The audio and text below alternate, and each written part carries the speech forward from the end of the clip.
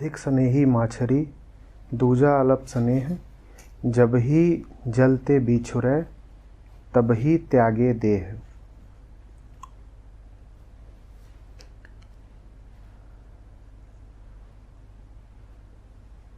पानी क्या है, समुद्र क्या है? वो जो मछली के बाहर भी है, मछली के भीतर भी है, वो जो मछली से पहले भी था, मछली के बाद भी रहेगा, वो जिसमें मछली का जन्म भी है, जीवन भी है और अंततः मृत्यु भी है, वो समुद्र कहलाता है। समुद्र वो है जिसमें मछली को आना है, जाना है और फिर पुनः आना है।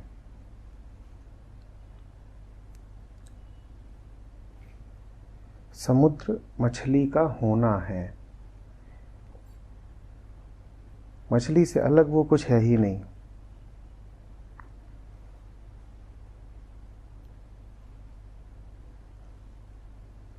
मछली को समुद्र की एक बूंद कहना भी गलत नहीं होगा।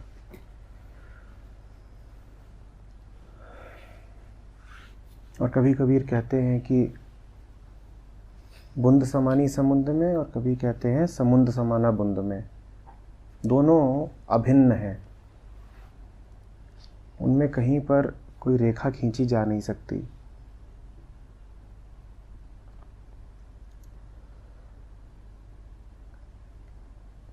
ये अभिन्नता अस्तित्व में सबको मिली हुई है कि अलग कभी नहीं कर पाओगे हमें हमारे स्वभाव से, अलग कभी नहीं कर पाओगे हमें हमारे समुद्र से।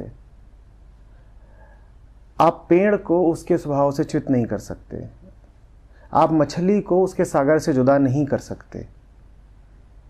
आदमी अकेला ही है जिसे उसके सागर से अलग कर दिया गया है और फिर भी वो जिए जा रहा है। तो जब कह रहे हैं कबीर कि अधिक स्नेही माछरी दूजा अलप स्नेह, तो इसमें दूजा और कोई नहीं है, मनुष्य ही है। मनुष्य ही है जिसने प्रेम नहीं जाना है, जिसमें अल्पता है।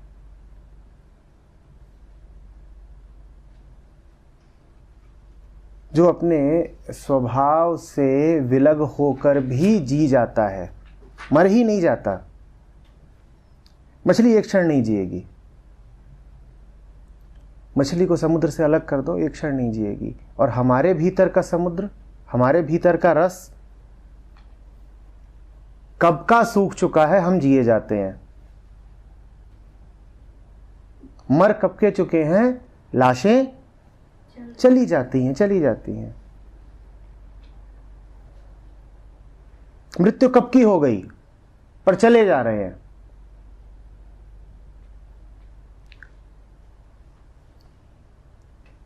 कबीर ने ही अन्यत्र कहा है कि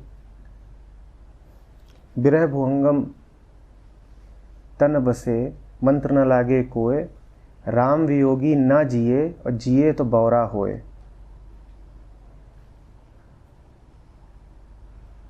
राम वियोगी ना जिए और जिए तो बौरा होए। ध्यान दीजिएगा, मछली के पास बौरा होने का विकल्प नहीं है। मछली ज्यों वियोग में आएगी मर ही जाएगी। पर आदमी के पास विकल्प है क्या, कि या तो मरो या बौरे हो जाओ। आदमी बड़ी आसानी से, बड़ी सुविधा से मरने की जगह बौरा होना स्वीकार कर लेता है, और इसी कारण हम जिंदा हैं, नहीं तो कब के मर गए होते। क्योंकि विकल्प है। विरह में तो हो, राम को तो नहीं पाया, पर अभी भी जिए जाओ। कैसे जिए जाओ, पागल होकर के। और वही आपको दिखाई पड़ेगा कि जो पूरी मानवता है वो पागलों की तरह ही जिए जा रही है।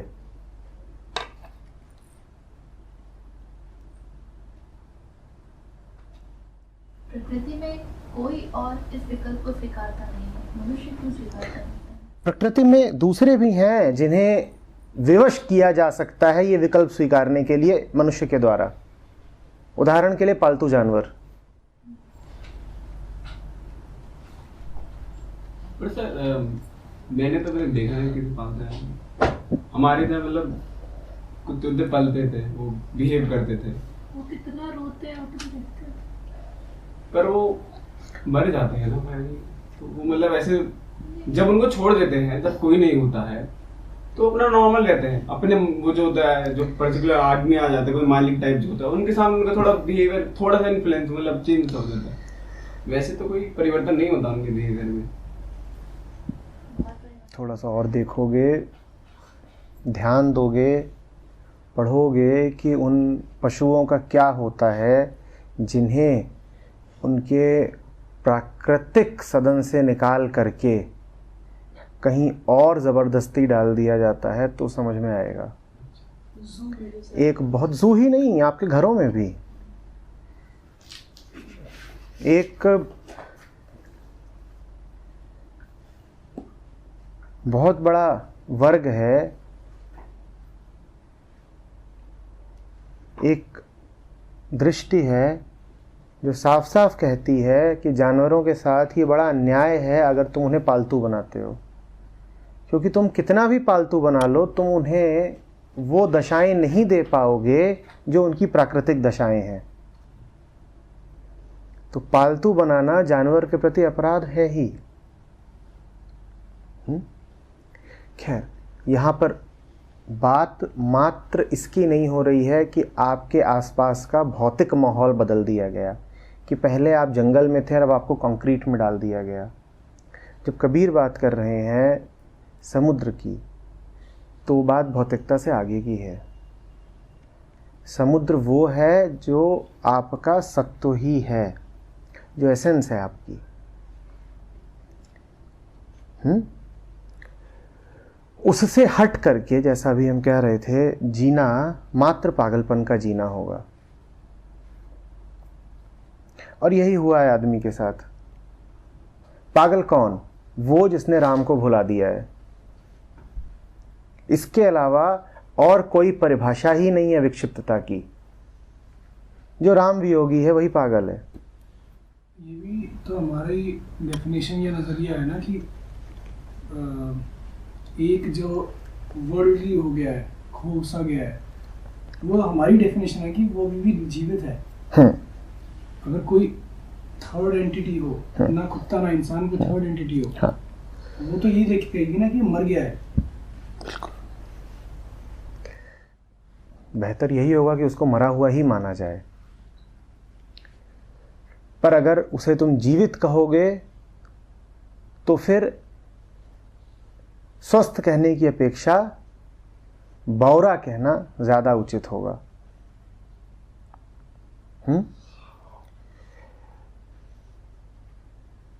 अधिक स्नेही माछरी दूजा अलप स्नेह।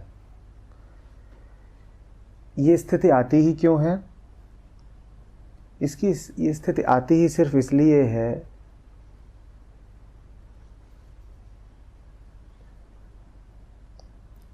क्योंकि प्रेम नहीं है भीतर।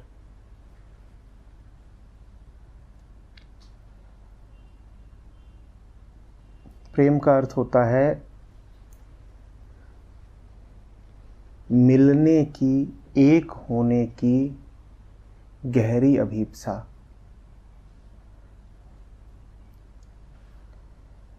और एक होने का अर्थ होता है अपना मिटना। प्रेम आएगा कैसे? जब तक अपने होने से बड़े स्वार्थ जुड़े हुए हैं। जानवर का सौभाग्य है कि वो जो है, समझिएगा इस बात को, जानवर का सौभाग्य है कि वो जो है वैसा रह कर के भी और वैसा रह कर के ही उसका जानवर होना चलता रहेगा। वो घास खाता है, वो फूल, पत्ते, मांस जो भी खाता है, वो सब कुछ उसको सुलभ है उसकी पशु देह में ही। उसको कुछ और नहीं बनना पड़ेगा उस प्रकार का जीवन बिताने के लिए। पर आदमी अगर सिर्फ प्राकृतिक रहे तो उसके महल कहां खड़े होंगे? आदमी को बड़ी दिक्कत है। आदमी ने अपने सामने ये अवस्था खड़ी कर ली है कि अगर तुम्हें आदमी होना है तो तुम्हें राम से दूर जाना पड़ेगा, अन्यथा तुम आदमी कहलाओगे नहीं। क्योंकि आदमी क्या है? आदमी एक सामाजिक कृति है। अगर तुम राम के संपर्क में हो तो तुम आदमी कहला ही नहीं सकते। आदमी कहलाने की अनिवार्यता यह है कि तुम दूर हो जाओ, अन्यथा समाज तुम्हें आदमी मानेगा नहीं। और जो जितना दूर है समाज उसको उतना ज्यादा आदमी मानता है। और कौन है तुम्हारे महापुरुष? वो जो राम से दूर दूर अति दूर थे। तो आप पुरुष हैं यदि आप राम से दूर हैं, और आप महापुरुष हैं, अति सम्माननीय पुरुष हैं अगर आप राम से बिल्कुल ही दूर हैं। आपने बड़ी बड़ी सल्तनतें खड़ी कर दी, आपने सेनाएं लेकर के अपनी महत्वाकांक्षाएं पूरी करी, आपने बड़े महल बनाए। ये सब किस बात का द्योतक है? कि आप राम से बहुत ही दूर थे। और जो ये सब कुछ करता है उसे हमारा समाज क्या कहता है? बड़े आदमी। उन्हीं की कहानियां इतिहास में लिखी जाती हैं, बच्चों को पढ़ाई जाती हैं। विडंबना देख रहे हो आदमी की? आदमी ने अपने आप को वहां लाके खड़ा कर दिया है कि अगर तुम्हें आदमी कहलाना है, और आदमी होने का प्रमाण पत्र तुम्हें कौन देगा? समाज। समाज तुम्हें आदमी होने प्रमाणित ही तभी करेगा जब तुम राम से दूर हो जाओ। तुम राम वियोगी यदि हो नहीं तो तुम आदमी कहला नहीं सकते। और कबीर कह रहे हैं कि राम वियोगी ना जिए, जिए तो बाउर होए। अब यही विकल्प है आपके सामने कि या तो आप आदमी कहला लीजिए या आप राम के पास चले जा लीजिए। या तो आप समाज से प्रमाण पत्र पा लीजिए, इज्जत पा लीजिए, ओहदे पा लीजिए, सब आपको नमस्कार करें, माताजी बड़ी इज्जतदार है।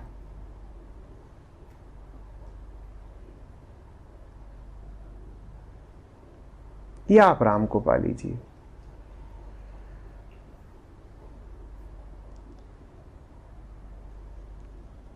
ये पक्का है कि जो राम के साथ जी रहा है उसका कुछ बिगड़ नहीं जाना है।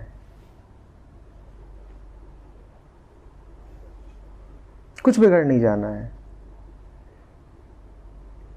मस्त जियोगे। समाज आपको जो कुछ दे सकता था उससे कहीं ज्यादा राम देगा।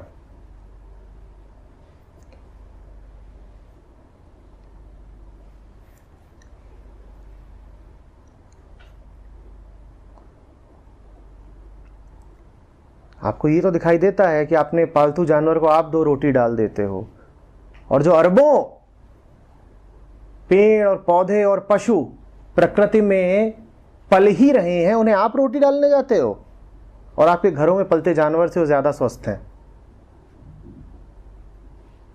वो अपनी मां की गोद में ही हैं, वो अपने राम की गोद में ही हैं।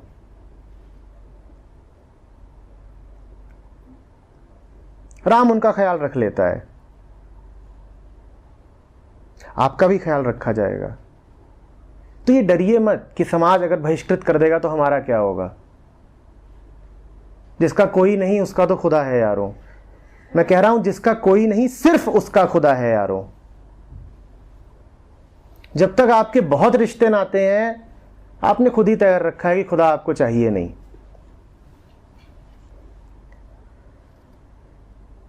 जब तक आपके बहुत सहारे हैं तब तक आपको परम सहारा मिल नहीं सकता।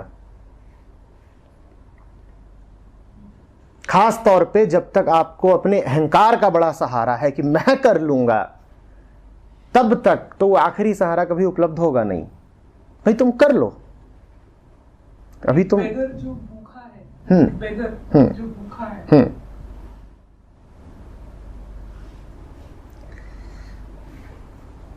I mean, मेरे को समझ नहीं आ रहा मैं कैसे इस सवाल को पूछूं। उसके लिए भक्ति का क्या मायने होगा? वो भूखा ठीक इसीलिए है क्योंकि उसमें प्रेम की बड़ी शून्यता है। बिल्कुल। किसने उससे कहा कि तू इसी चौराहे पर प्रदूषण खाता हुआ, धूप खाता हुआ, धुआं खाता हुआ और गाली खाता हुआ भीख मांगता रहे? किसने उससे कहा? तू चला क्यों नहीं जाता जंगलों में? साफ नदियां हैं, झरने हैं, पीने को बहुत पानी मिल जाएगा और खाने को भी मिल जाएगा, बहुत पेड़ है, पर वो जाएगा नहीं। क्यों नहीं जाएगा? क्योंकि वो बिल्कुल हमारे जैसा है। उसको भी एक बड़े शहर में रहना है। भिखारी हूं पर दिल्ली का भिखारी हूं, अन्यथा उसे क्यों सड़ना है उस चौराहे पर? आपने देखा होगा लोग अपने गांव छोड़ के, शहर छोड़ के मरने के लिए दिल्ली आते हैं। बड़ी अच्छी स्थिति उनकी रहती, अपने छोटे शहरों में, कस्बों में रहते, पर दिल्ली आते हैं और दिल्ली में वो जिस स्तर का जीवन जी रहे होते हैं वो बड़ा ही निम्नतर होता है। दया है आपको। उनके अपने शहरों में भले उनके बड़े बड़े घर हों, दिल्ली में आके छोटे छोटे कमरों में सड़ रहे होंगे। गंदी हवा, गंदा पानी, गंदा खाना। क्यों? क्योंकि वो और भिखारी बिल्कुल एक जैसे हैं। भिखारी भी तो यही कर रहा है, कैरियर बना रहा है भाई, समझिए। वो आपको भिखारी लग रहा है, अपनी दृष्टि में उसका कैरियर चल रहा है। वो आप जो सीईओ है, जो उसके सामने बैठ करके जा रहा है BMW में और जिसके आगे वो खड़ा होकर के भीख मांग रहा है, उन दोनों में कोई विशेष अंतर नहीं है। वो दोनों एक ही परिवार के हैं। दोनों कहीं ना कहीं पहुंचना चाहते हैं और दोनों प्रोफेशनल हैं। भिखारी भी अपने धंधे के गुर खूब जानता है। आप उसे क्या समझते हो? वो कोई बुद्ध के समय का याचक है? वो अच्छे से जानता है कि कहां से कैसे निकलवाना है, कौन सी गाड़ी से मिल सकता है, कहां से नहीं मिल सकता है, किस चौराहे पे खड़ा होना है, कहां नहीं खड़ा होना है, वो किस गाड़ी के समक्ष देर तक खड़ा रहता है और किस गाड़ी के सामने से फट से निकल जाता है, कैसे हाव भाव दिखाने हैं, कैसे नहीं दिखाने हैं, सब जानता है। वो पूरा प्रोफेशनल है।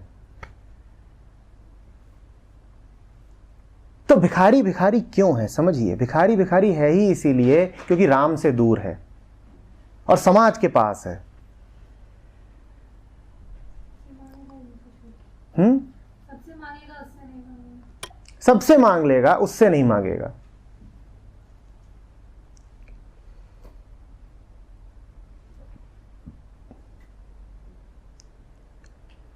अरे अभी भी बहुत जमीन है और बहुत पेड़ हैं और मिट्टी ने मना नहीं कर दिया है कि मुझ में 2 जून की रोटी नहीं उपजेगी।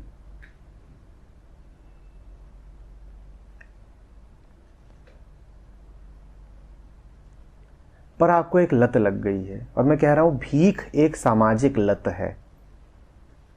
तो सीखते ये समाज से भीख मांगना, पहले सबसे पहले तो यही सीखते हैं।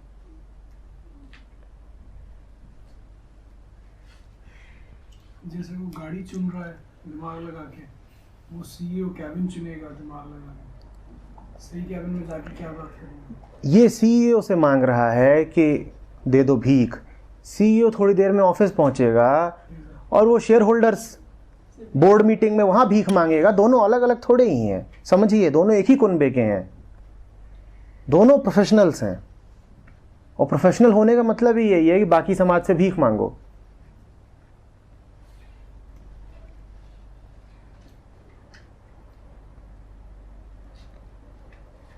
अभी यहाँ पे भिखारी उसके सामने हाथ फैला के खड़ा होता है कि मुझे कुछ दे दो। वो अपने ऑफिस पहुंचेगा, इसके सामने 5-10 लोग अपना सीवी लेके खड़े होंगे, मुझे कुछ दे दो। उस सीवी में उनकी योग्यताएं और पात्रताएं लिखी होंगी।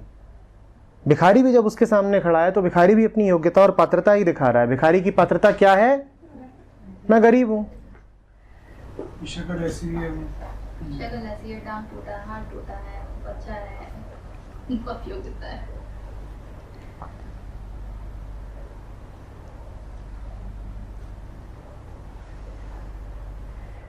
आप निकलिए और थोड़ा सा एक सर्वे करिए कि आपके शहर में जितने भिखारी हैं क्या वो इसी शहर के मूल निवासी हैं? आप ताज्जुब में आ जाएंगे। उनमें से 99% प्रवासी भिखारी हैं। वो उड़ के आए हैं भीख मांगने, यहां के नहीं हैं।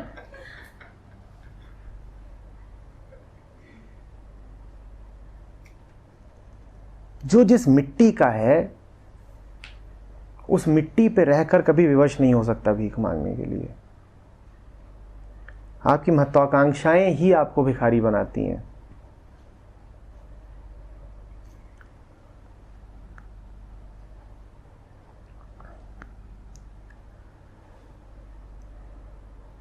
मिट्टी से जुड़े रहिए, कभी भिखारी नहीं बनेंगे।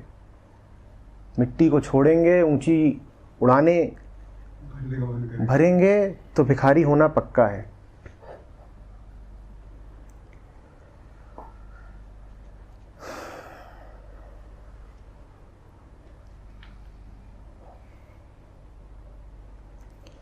ऐसे ही हो जाइए। जब ही जलते बिछुरे तब ही त्यागे देह। साफ साफ अपने आप से कह दीजिए मरना भला है पर राम से वियोग नहीं होने देंगे। बुरे से बुरा तुम मुझे यही तो धमका सकते हो ना कि जान ले लोगे, जान ले लो, पर अपने बोध को, यही राम है बोध, अपने बोध को, अपनी मुक्ति को बेचूंगा नहीं, जान ले लो। मछली जैसे हो जाइए कि जान ले लो पर सागर से अलग होना मुझे स्वीकार नहीं है, मरना स्वीकार है। लोग कहते हैं मजबूरी थी, इस कारण बंधन स्वीकारने पड़े। अरे क्या मजबूरी थी?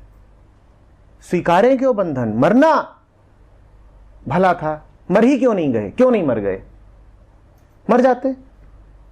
बंधन क्यों स्वीकारे? क्यों बेच दिया अपने आप को? तुम्हारे सामने कोई और विकल्प हो ना हो, यह तो हमेशा रहता है ना कि अब जिएंगे नहीं। ऐसे हो जाओ कि अब जिएंगे नहीं।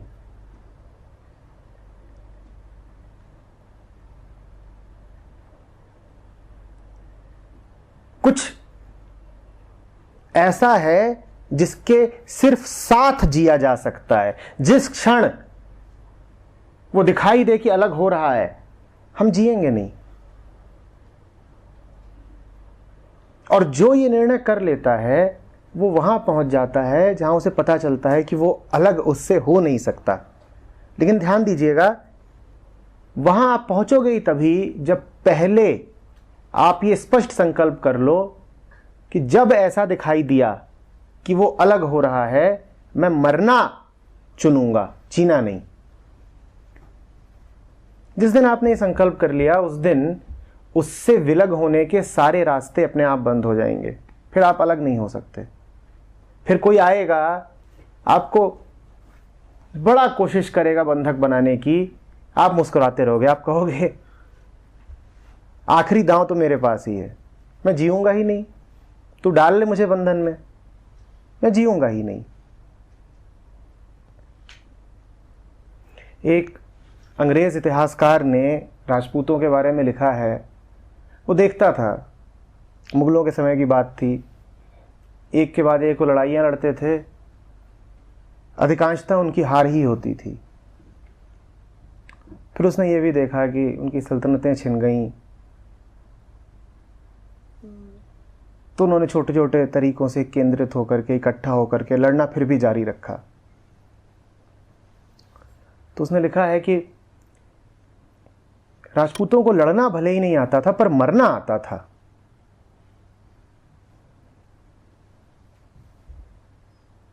ये पक्का था कि ये मर के रहेंगे। लड़ भले ना पाते हो पर मरना ये खूब जानते थे। ऐसे हो जाइए। वो सल्तनत के लिए लड़ते थे, आप राम के लिए लड़िए।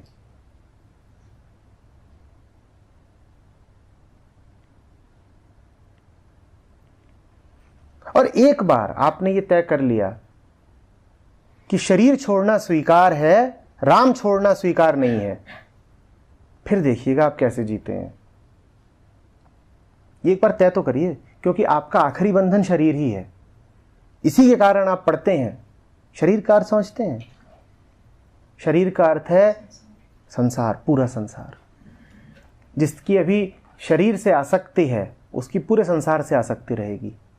जिसने ये तय कर लिया शरीर छोड़ना स्वीकार है, राम छोड़ना स्वीकार नहीं है, उसने ये तय कर लिया है कि संसार में जो कुछ है सब छोड़ना स्वीकार है, राम छोड़ना स्वीकार नहीं है। लीजिए ये संकल्प कि कुछ बातों पर मैं कभी पीछे नहीं हटूंगा। छोटे मोटे समझौते कर लूंगा, पर जो केंद्रीय है, जो मूल है, जो तात्विक है, जो असली है, उस पर मैं कभी कोई समझौता नहीं करूंगा। अपनी मुक्ति के साथ कोई समझौता नहीं कर सकता, प्रेम के साथ कोई समझौता नहीं कर सकता, आनंद के साथ कोई समझौता नहीं कर सकता, मैं सत्य के साथ कभी कोई समझौता नहीं करूंगा। मरना पसंद करूंगा।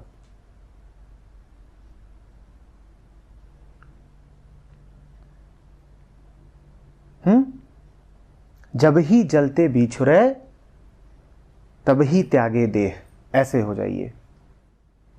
जिस चीज एक राम के लिए किसी चीज से समझौता नहीं करूंगा वाली चीज लगी, अब जो बिल्कुल उसके ऑपोजिट है, जो सामने है, जो जिससे समझौता वो हो रहा है, उसका नाम भी राम ही है। अगर ये दिखाई दे जाए तो फिर समझौते की आवश्यकता नहीं है। उसका नाम राम वो वाला मर्यादा पुरुषोत्तम वाला राम। तो चालूपंथी देख लीजिए ना कि बिल्कुल ऑपोजिट वाले का नाम भी राम रख दिया। ठीक है, वो तो मूढ़ों की बातें हैं। नहीं सर, ये तो हम समझ रहे हैं ना कि वो अभी हम किस राम की बात कर रहे हैं। इसी पे तो सरकारें बदल जाती कि सरकारें वगैरह छोटी बात है।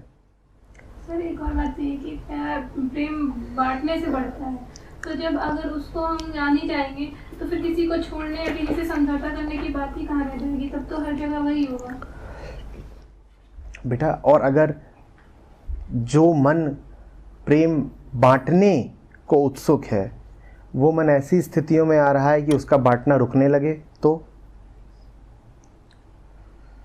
जो मन ये चाहता है कि मेरे द्वारा दूसरों का कल्याण हो, स्थितियां उसे ऐसी अवस्था में डाल रही हैं कि कल्याण की जगह उसके द्वारा नुकसान हो। खुद का ही नुकसान। फिर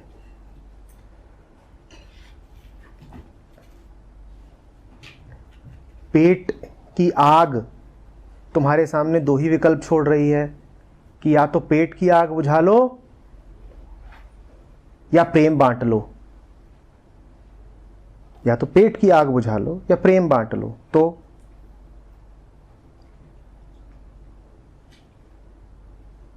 और खड़े हैं तुम्हारे सामने समाज के महापुरुष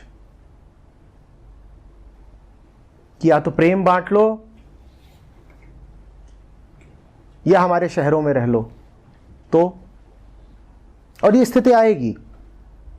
जिसने भी प्रेम बांटा है, जिसने भी राम का नाम गाया है, उसके सामने ये स्थिति आई ही है कि या तो राम का नाम गा लो या हमारे शहरों में रह लो। और खड़े हो गए परिवार वाले ही कि या तो राम के साथ रह लो या हमारे साथ रह लो। तो चुनना तो पड़ेगा। और ऐसे मौकों पर चुनने में तुम्हें सोचना ना पड़े।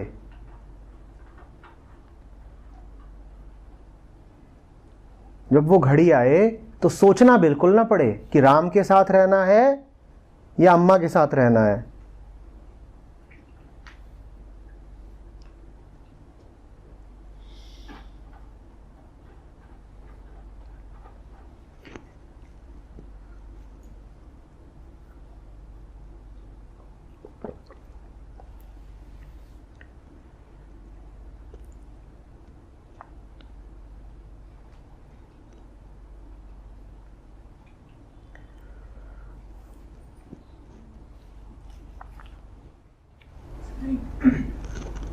मैंने खाली पेट हो गई मैं भक्ति।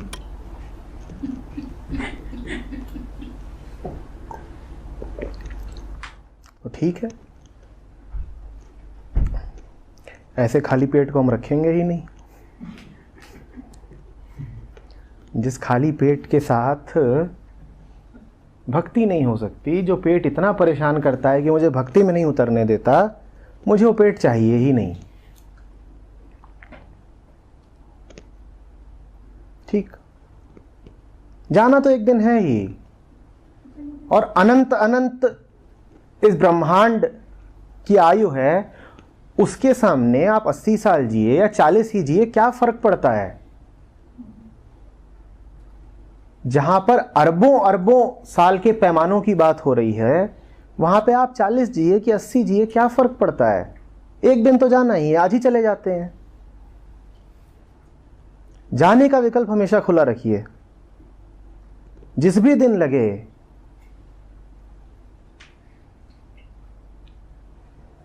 कि दुनिया ज्यादा ही चढ़ी आ रही है ऊपर,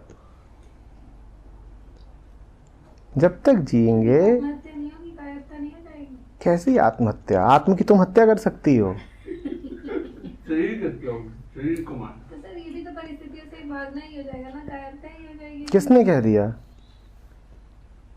शरीर ही छोड़ दो। किसने कह दिया? शरीर छूटेगा नहीं क्या? किस शरीर की बात कर रहे हो? तो प्रतिपल छूट रहा है, अभी पसीना छूट रहा है ना तुम्हारे। सर ये तो किसी उद्देश्य से ही उसने दिया है। किसने दिया है बेटा? जिस किसी ने दिया हुआ नहीं है, वो स्वयं प्रकट हुआ है। जो स्वयं प्रकट हुआ है उसकी हत्या कैसी? तुम्हारा तो बड़ा गहरा अहंकार है अगर तुम कह रही हो कि मैं हत्या कर सकती हूं। वो स्वयं प्रकट हुआ है और वो स्वयं में ही वापस जा रहा है, तुम होती कौन हो? वो स्वयं जाएगा। हाँ, स्वयं जा रहा है, तभी तो कहा कि तुम्हें सोचना ना पड़े। तुम सोचोगी तो तुम बीच में आ जाओगी। वो स्वयं निर्णय कर लेता है, वो स्वयं निर्णय कर लेता है कि समय आ गया, चलो वापस जाओ।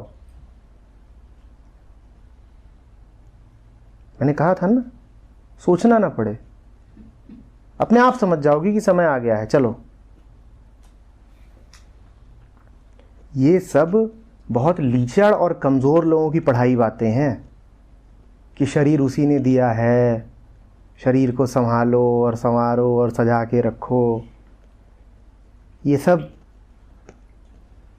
शरीरबद्ध नैतिकता फालतू की बात है।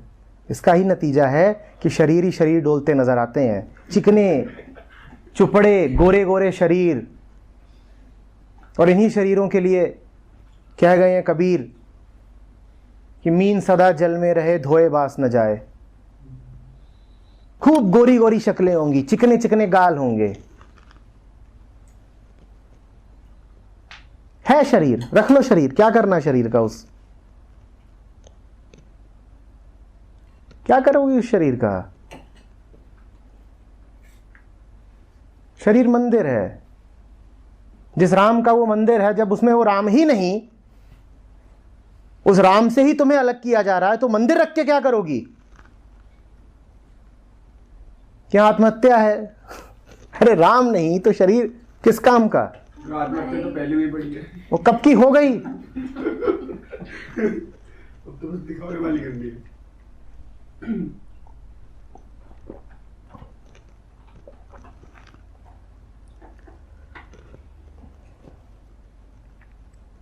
मैं फिर कह रहा हूं, जो आखिरी तरीका है तुम्हें काबू में करने का, तुम पर कब्जा करने का, वो यही है कि तुम्हारे शरीर को कब्जे में कर लिया जाए, तुम्हारी भूख पे हक जमा लिया जाए। सिर्फ इसी तरीके से आदमी गुलाम बनता है। और जो कोई शरीर को बहुत मान्यता देगा और शरीर के पोषण में बड़ा उत्सुक रहेगा, वो गुलाम बन के रहेगा। आखिरी मुक्ति तभी संभव है जब तुम कह दो हमें शरीर से भी कुछ लेना देना नहीं है खास।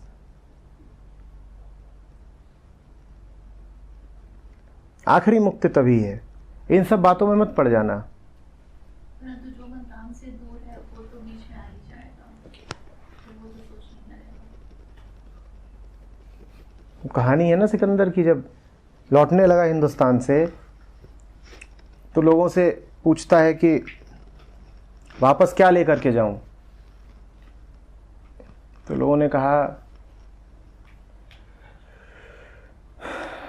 कि दुनिया के सबसे बड़े बादशाह आप, जो कुछ दुनिया भर में जीता जा सकता था वो आपने जीत लिया, आधी दुनिया आपके कब्जे में है, आप क्या लेके जाओगे?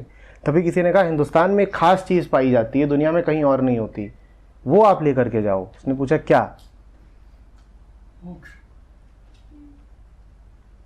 तो ने कहा यहाँ पर जो है सन्यासी पाया जाता है। हिंदुस्तान ने एक चीज़ सीखी है जो कहीं और नहीं सीखी गई, सन्यास। आप एक सन्यासी पकड़ ले जाओ, दिखाने के काम आएगा कि हिंदुस्तान में पाया गया। तो उसने सैनिक भेजे कि जाओ सन्यासी लेकर के आओ। सुना है? तो जाते हैं आसपास 2-4 गांव में, खोजते हैं। अब गांव में तो सन्यासी पाए नहीं जाते कि वो घर में मिलेगा। गांव वालों से पूछ रहे हैं तो एक गांव वालों ने बताया कि हाँ वो उधर नदी है, उसके किनारे कभी कभी आता है और वहीं पे अपना नाचता रहता है कुछ देर और फिर भाग जाता है। कहाँ जाता है हम जानते नहीं। तो सैनिक गए नदी किनारे, 1 दिन न मिला, 2 दिन न मिला, फिर किसी तरह मिला। पहले तो उसने इनको खूब दौड़ाया, काहे को पकड़ में आई इनकी, कभी इधर दौड़ाए कभी उधर दौड़ाए, ऊपर छुप जाए नीचे भाग जाए। फिर एक दिन उसने कहा कि बहुत ये मेरे पीछे पीछे आते हैं, प्रेमी होंगे, तो बैठ गया कि ले चलो, कहाँ ले चलना है। तो उसे ले गए सिकंदर के पास।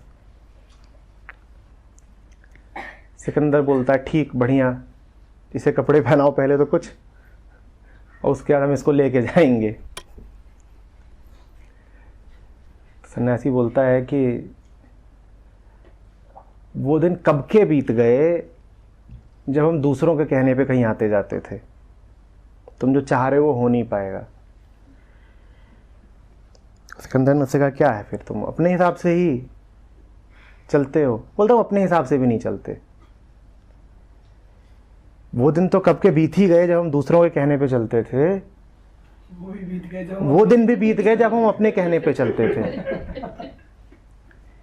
तो सिकंदर को समझ नहीं आया, बोला मेरे कहने पे भी नहीं चलेगा, अपने कहने पे भी नहीं चलेगा, तू चलेगा किसके कहने पे? सन्यासी बोलता वो तुम समझोगे नहीं, हम किसके कहने पर चलते हैं वो तुम्हें समझ में आएगा नहीं। सिकंदर को गुस्सा आ गया। सिकंदर ने कहा गर्दन काटो इसकी। तो हंसने लग गया। सिकंदर ने कहा तू बिल्कुल ही पागल है, मैं कह रहा हूँ इसकी गर्दन काटो, तू हंस रहा है। बोलता है क्या, और क्या करूं? गर्दन कट जाएगी। बोलता हाँ गर्दन कट जाएगी, गर्दन कटेगी, गर्दन जमीन पे गिरेगी, गर्दन लुढ़केगी, जैसे तुम देखोगे कि गर्दन कट गई, गर्दन गिर गई, गर्दन लुढ़क रही है, जैसे तुम देखोगे वैसे ही हम भी देखेंगे।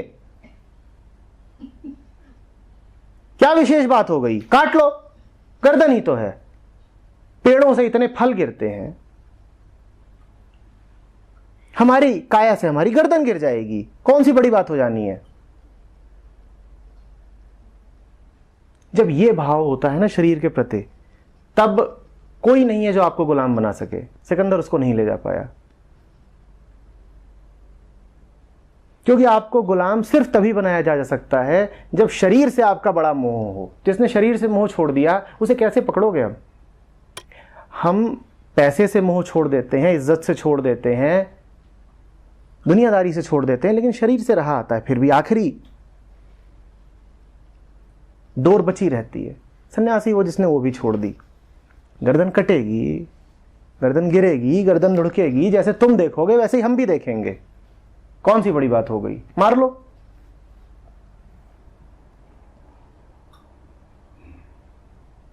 जो ऐसे जी सके बस वही जिया है, फिर उसकी कोई गुलामी नहीं।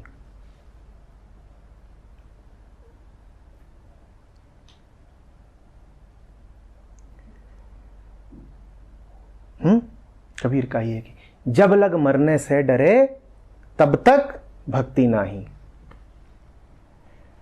जब लग मरने से डरे तब तक भक्ति नाही।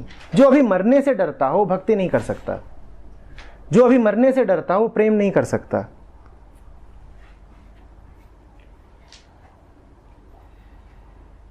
मछली की तरह रहो, सागर से निकालोगे नहीं कि हम जान दे देंगे। हमारी जान लेनी हो तो हमें निकाल दो सागर से, जिएंगे नहीं, एक दिन नहीं जिएंगे सागर से निकल के, ऐसे हो जाओ। कोई आए तुम्हारे पास कहने कि छोड़ दो राम को, तो बिल्कुल यही जवाब हो तुम्हारा, राम को तो छोड़ देंगे पर उसके बाद जिएंगे हम भी नहीं। छोड़ देंगे राम को, पर जिएंगे उसके बाद हम भी नहीं।